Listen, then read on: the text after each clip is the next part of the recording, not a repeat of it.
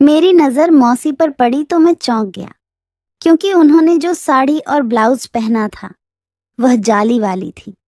उसमें मौसी का आधा शरीर दिख रहा था। मौसी ने शर्माते हुए कहा, क्या देख रहे हो? कमलेश देखना है तो बेडरूम में चलो, फिर सही से देख लेना।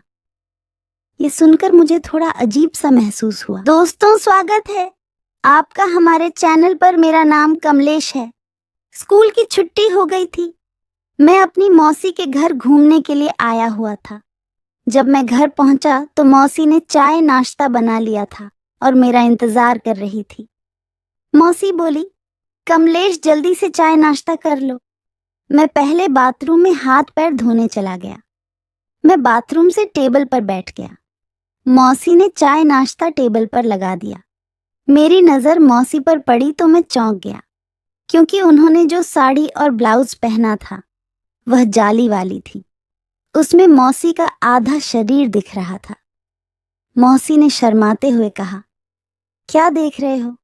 कमलेश देखना है तो बेडरूम में चलो, फिर सही से देख लेना। ये सुनकर मुझे थोड़ा अजीब सा महसूस हुआ, क्योंकि कभी भी मौसी मेरे साथ ऐसा मजाक पहले नहीं किया था। मैं सोच में पड़ गया कि मौसी को आखिर क्या हुआ। मैंने किसी तरह से खाना वाना खाया और बाहर निकल गया घर। सोने के लिए उस दिन मैं रात को बाहर से घूमकर देर से घर पर आया और अकेले खाना खाया और सोने चला गया। अगली सुबह उठा तो मुझे हल्का सा सर में दर्द हो रहा था, क्योंकि मैं रात को सही से सो नहीं पाया था। मैं यह जानना चाह रहा था कि आखिर मेरी मौसी मेरे साथ ऐसा बर्ताव क्यों कर रही थी। मैं जितना भी सोचता उतना ही उलझ मैंने दोपहर का खाना खाने के बाद अपने कमरे में आराम कर रहा था। अचानक से मौसी ने आवाज लगाई।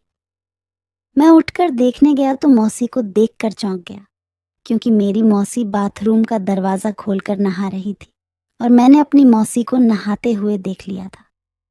तभी मौसी ने कहा, अरे बाहर क्यों खड़े हो, अंदर आ जाओ। मैं अंदर जाने की बजाय बचाने लगा, क्योंकि मुझे शर्म आ रही थी। तभी मौसी ने मुझे बाथरूम में खींच लिया। मैं बोला, अरे मौसी, आप है? क्या कर रही है? मैं बाहर तो जाना चाह रहा था, पर मैं चाहते हुए भी बाहर ना जा सका।